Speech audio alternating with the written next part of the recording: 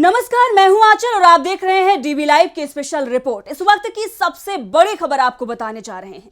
BJP के दिग्गज नेताओं के बीच में भगदड़ मच गई है। रातों रात ऐसी कौन सी रिपोर्ट है जो बीजेपी नेताओं के हाथ लग गई कि अब उन्हें अपना भविष्य कांग्रेस में नजर आ रहा है।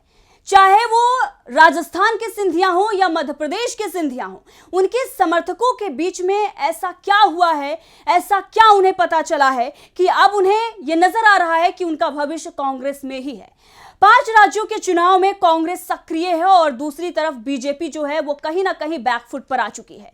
लगातार कांग्रेस जो है वो ऐसे ऐसे वार कर रही है कि अब उस पर पलटवार बीजेपी कर नहीं पा रही है। कई सारे मुद्दे जो हैं वो बीजेपी के लगातार ऐसे हो रहे हैं जो ऐसे लग रहा है कि पूरी तरीके से फ्लॉप हो गए। दूसरी तरफ बड़े बड़े मुद्दे जो हैं वो कांग्रेस के पाले में जाते हुए नजर आ रहे हैं। अब ऐसे में चाहे वो राजस्थान के सिंधिया हो या फिर वो हो मध्य प्रदेश के सिंधिया, उनके समर्थक जो हैं अब वो कांग्रेस के साथ जा रहे हैं, कांग्रेस का दामन थाम रहे हैं।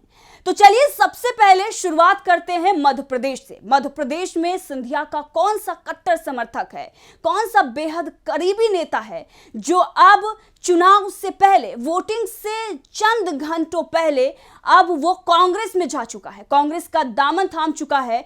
और इतना ही नहीं, उसके जाने के बाद बीजेपी को एक बड़ा और तगड़ा झटका मध्य प्रदेश में लगा है। नेता जो है उसका नाम आप सुनेंगे तो आपको भी ऐसा लगेगा कि ये तो बीजेपी की नैया डूब चुकी है। सबसे पहले आपको बताते हैं कि चंबल में बीजेपी बहुत ही कमजोर नजर आ रही है। दूसरी तरफ ज्योतिरादित्य सिंधिया की बात करें तो महाराज का जो ओहदा था, महाराज का जो रुतबा था, अब वो कहीं नजर नहीं आ रहा है। अब ऐसे में उनके जो बेहद करीबी हैं वो कांग्रेस के साथ चले गए हैं। जी हां, पूर्व ग्वालियर विधानसभा सीट से बीजेपी की उम्मीदवार माया सिंह के प्रस्तावक अब वो कांग्रेस में जा चुके हैं। प्रस्तावक पंकज पालीवाल जो हैं वो अपने सैकड़ों समर्थकों के साथ कांग्रेस का रुख कर चुके हैं। 2 और नेताओं के साथ उन्होंने कांग्रेस ज्वाइन कर ली है। बताया जा रहा है कि ये सिंधिया परिवार के बेहद करीबी थे। आप खुद सोच सकते हैं कि जो नॉमिनेशन प्रक्रिया से लेकर अभी तक बीजेपी उम्मीदवार माया सिंह के साथ रहा हो, जो सिंधिया की रिश्ते में दादी लगती हैं, उनका करीबी रहा हो, सिंधिया का करीबी रहा हो, अगर वो बीजेपी छोड़कर कांग्रेस में शामिल होता है और अपने सैकड़ों समर्थकों के साथ कांग्रेस की तरफ रुख करता है तो कितना तगड़ा झटका यहां पर बीजेपी को लगा है। वैसे भी मध्य प्रदेश का हाल तो आप सभी जानते हैं। मध्य प्रदेश में पिछले काफी दिनों से जो कुछ भी चीजें चली हैं, चुनाव से पहले से लेकर और अब जब लगभग चुनाव जो है वो समापन की तरफ है, चंद घंटों बाद वोटिंग होने वाली है। ऐसे में अब जब बीजेपी में नेताओं के बीच में भगदड़ मची है तो साफ पता चल रहा है कि पिछले दिनों में जो प्रकरण हुए हैं वो बीजेपी को हार की तरफ ले जा रहे हैं, क्योंकि सबसे बड़े मौसम वैज्ञानिक जो होते हैं वो स्थानीय नेता होते हैं, वो नेता होते हैं जिन्हें जमीन की पकड़ होती है। और इन नेताओं को जमीन की जो सच्चाई है वो पता चल गई है, इसीलिए वो कांग्रेस में जा रहे हैं, कांग्रेस को ज्वाइन कर रहे हैं। वहीं पर अगर बात करें तो सिर्फ माया सिंह के प्रस्तावक ही नहीं, इससे पहले 2 पूर्व विधायक जो हैं वो भी कांग्रेस ज्वाइन कर चुके हैं अपने हजारों समर्थकों के साथ।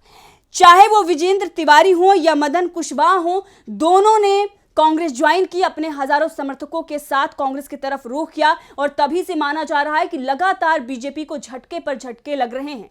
वहीं पर अगर नरेंद्र सिंह तोमर की बात की जाए तो जो कुछ भी उनके बेटे का अब सामने आया है वहां पर बीजेपी बैकफुट पर है और कांग्रेस जो है वो हमलावर हो गई है। कांग्रेस लगातार वार पर वार कर रही है और बीजेपी पलटवार करने में असमर्थ नजर आ रही है। भले तमाम मुद्दे जो हैं वो प्रधानमंत्री नरेंद्र मोदी उठा लें, लेकिन जो प्रभावी मुद्दे हैं वो कहीं भी बीजेपी में दिखाई नहीं दे रहे हैं। दूसरी तरफ अगर हम राजस्थान के सिंधिया की बात करें तो उनके भी करीबी, बेहद करीबी, जी हाँ, और अगर देखा जाए तो अल्पसंख्यकों का एकमात्र चेहरा जो है अमीन पठान, वो बीजेपी को छोड़कर कांग्रेस की तरफ रुख कर गए हैं। ऐसे में आप अंदाजा लगा सकते हैं जो अल्पसंख्यक प्रकोष्ठ के अध्यक्ष रह चुके हों वो खुद बीजेपी छोड़कर अगर कांग्रेस में जाते हैं तो वहां पर राजस्थान में बीजेपी का हाल क्या है।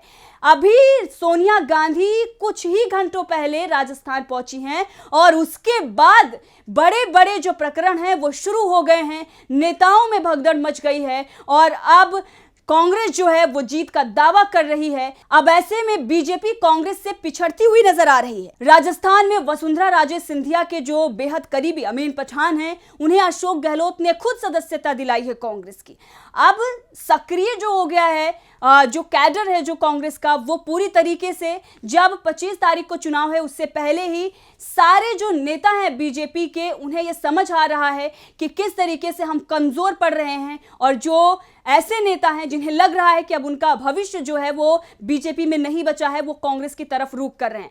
अगर इससे पहले देखा जाए, जब टिकट बंटवारा हुआ, अगर जब चुनाव शुरू हुआ, उस वक्त अगर कोई नेता पार्टी छोड़कर दूसरे पार्टी में शामिल होता है तो कह सकते हैं कि नाराजगी रही होगी, कह सकते हैं कि टिकट नहीं मिला इसीलिए नाराज हो गए। लेकिन अब जब लगभग चुनाव जो है वो समापन की तरफ है, वोटिंग होने वाली है, उससे पहले अगर नेता दूसरी पार्टी की तरफ रुख करते हैं, इसका मतलब यह है कि उन्हें जमीन की सच्चाई पता चल गई है, जमीनी हकीकत जो है उन्हें पता चल गई है। उनके पास वो रिपोर्ट पहुंच चुकी है जो ये बता रही है कि 3 दिसंबर को परिणाम क्या आने वाले हैं, चाहे वो मध्य प्रदेश हो या राजस्थान हो। राजस्थान और मध्य प्रदेश में भगदड़ इसीलिए नहीं मची हुई है कि उन्हें सिर्फ कमजोरी नजर आ रही है, बल्कि आगे भी जो खुलासे हो रहे हैं, जो भ्रष्टाचार के आरोप बीजेपी के नेताओं पर लग रहे हैं, जो नरेंद्र सिंह तोमर के बेटे का वीडियो वायरल हो रहा है, इससे भी पता चल रहा है कि अब बीजेपी की छवि जो है वो जनता के बीच में भी धूमिल हो रही है। नरेंद्र सिंह तोमर की अगर हम बात करें तो मध्य प्रदेश में नेताओं के बीजेपी से कांग्रेस में जाने का बड़ा कारण इसलिए है,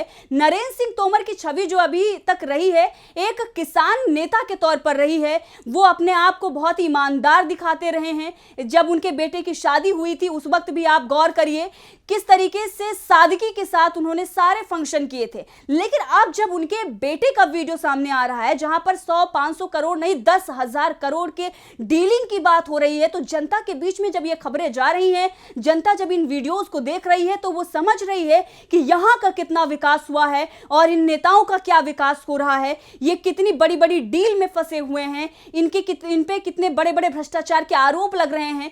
जो अपनी सरकार को बचाने के लिए उस वीडियोस को फेक बताते रहे हैं, जो दूसरे विपक्षी दलों पर हमला भ्रष्टाचार पर बोलते रहे हों, उन लोगों की अगर सच्चाई सामने आती है, जैसे ही उस वीडियो की सच्चाई सामने आती है, जो भी व्यक्ति उसमें रहता वो सामने आकर खुद सारी कहानी जो है वो बयां करता है, तो ये सारी चीजें लोगों के दिल में जाती है, कहीं ना कहीं सवाल खड़े होते हैं और कहीं ना कहीं बीजेपी को वो कमजोर करती है। क्योंकि जो पार्टी होती है वो नेताओं से बनती है, नेताओं की छवि से बनती है कि कैसे लोग वहां पर काम कर रहे हैं। अगर उनकी छवि ही धूमिल हो जाए तो फिर वो पार्टी क्या बची है, फिर वहां पर लोग जो हैं वो विकल्प तलाशने लगते हैं। और ये जो नेता, जो दिग्गज नेता है बीजेपी के, वो विकल्प तलाश रहे हैं, उन्हें अपना भविष्य कांग्रेस में दिखाई दे रहा है।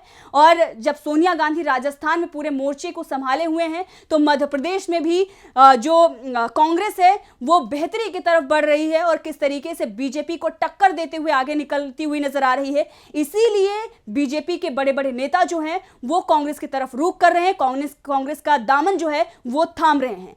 इस स्पेशल रिपोर्ट में हमने आपको दिखाया किस तरीके से बीजेपी कमजोर पड़ती हुई नजर आ रही है और कांग्रेस जो है वो आक्रामकता के साथ बड़े बड़े मुद्दों को लेकर भ्रष्टाचार पर वार करते हुए आगे बढ़ रही है। देखते रहिए डीवी लाइव।